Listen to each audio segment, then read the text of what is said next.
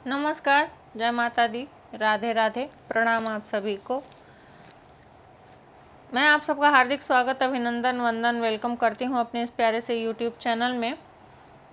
आज हम बात करेंगे, कार्तिक का महीना हो और हम ग्रहों की बात न करें, ऐसा तो हो नहीं सकता।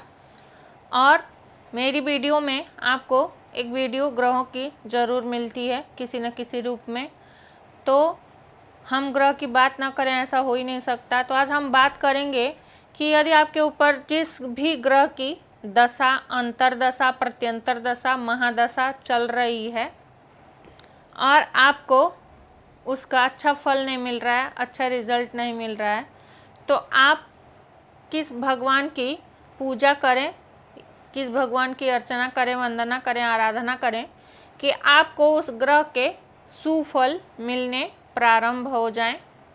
तो आइए हम बात करते हैं इसके बारे में। यदि आपके ऊपर सूर्य की महादशा, अंतरदशा, प्रत्यंतर दशा चल रही है तो आपको भगवान विष्णु की ज़्यादा से ज़्यादा पूजा करना चाहिए, उनकी वंदना आराधना करनी चाहिए। हो सके तो यदि आप विष्णु सहस्त्र नाम पाठ का रोज़ आप एक पाठ कर सकें तो बहुत ही ज़्यादा बढ़िया है। यदि आप नहीं भी कर सकते हैं तो आप मोबाइल में बजा करके और आप सुन सकते हैं, आपको उतना ही लाभ मिलेगा जितना आप खुद बैठ करके करेंगे। लेकिन आप सुने तो बिल्कुल मन से उन मंत्रों को सुने और उनको अपने जीवन में उतारें, थोड़ा तो उनका अनुसरण जरूर ही करें। यदि आपके ऊपर चंद्र की दशा, महादशा, अंतरदशा, प्रत्यंतर दशा चल रही है तो आपको भगवान शिव की आराधना, पूजा, अर्चना, वंदना करनी चाहिए ज़्यादा से ज़्यादा।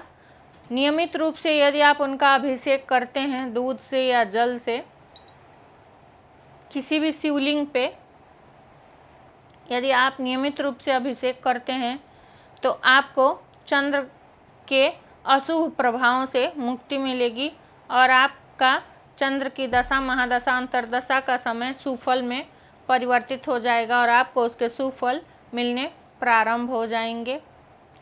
यदि आपके ऊपर गुरु की महादशा, अंतरदशा, प्रत्यंतर दशा चल रही है तो आपको भगवान बृहस्पति के या भगवान ब्रह्मा के की पूजा, अर्चना, वंदना, आराधना ज़्यादा से ज़्यादा करनी चाहिए।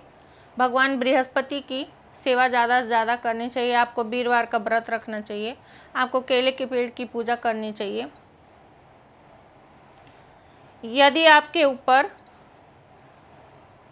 राहु की दशा, महादशा, अंतरदशा, प्रत्यंतर दशा चल रही है तो आपको माता सरस्वती की पूजा, आराधना, वंदना, अर्चना ज़्यादा से ज़्यादा करनी चाहिए।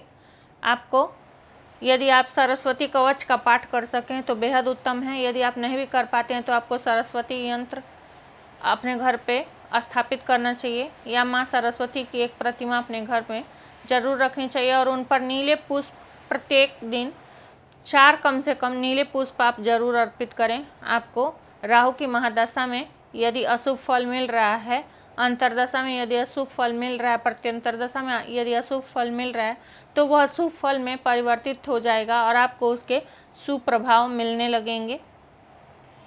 यदि आपके ऊपर बुध की महादशा, अंतरदशा, प्रत्यंतर दशा चल रही है तो आपको माता रानी की, माँ दुर्गा की ज़्यादा से ज़्यादा सेवा, आराधना, वंदना, अर्चना, उपासना करनी चाहिए। आपको माता के मंदिर में प्रत्येक दिन दर्शन करने जरूर जाने चाहिए। आपको माता के 32 नामों का जाप करना चाहिए या कवच का पाठ करना चाहिए। दुर्गा सप्तशती में जो कवच है उसका पाठ आपको जरूर करना चाहिए। इससे भी आपको शुभ फल की प्राप्ति होगी। और यदि आप बुध की दशा में अशुभ प्रभाव से ग्रसित हैं तो आपको इसका सुप्रभाव मिलना चालू हो जाएगा। तो आपको ज़्यादा से ज़्यादा माता रानी की सेवा करनी चाहिए। यदि आपके ऊपर शुक्र की महादशा, अंतरदशा, प्रत्यंतर दशा चल रही है तो आपको माता लक्ष्मी की पूजा विशेषकर करनी चाहिए। आपको कनकधारा स्तोत्र का पाठ करना चाहिए। आपको श्री सूक्तम का पाठ करना चाहिए। आपको लक्ष्मी स्तोत्र का पाठ करना चाहिए। यदि आप इसमें से कुछ भी नहीं कर सकते हैं तो आपको लक्ष्मी चालीसा का पाठ करना चाहिए, परंतु ध्यान रहे आपको लक्ष्मी जी की आरती नहीं करनी है, क्योंकि यदि आप लक्ष्मी जी की आरती करेंगे तो आपको जो भी शुभ फल मिल रहा था वो भी चला जाएगा आपके पास से, और लक्ष्मी जी आपके घर से बाहर का रास्ता देख लेंगी। तो आप लक्ष्मी चालीसा का पाठ करें, नहीं तो आप लक्ष्मी के बीज मंत्रों का जाप कर सकते हैं, एक माला नित्य प्रति। यदि आप कुछ भी नहीं कर सकते हैं तो अपने मोबाइल में कनकधारा स्तोत्र या श्री सूक्तम या लक्ष्मी स्तोत्र बजा करके सुन सकते हैं, आपको बहुत ज़्यादा इसका फ़ायदा मिलेगा। यदि आपके ऊपर केतु की महादशा चल रही है, अंतरदशा चल रही है, प्रत्यंतर दशा चल रही है, तो आपको भगवान गणेश की पूजा, विशेषकर पूजा अर्चना वंदना आराधना उपासना करनी चाहिए।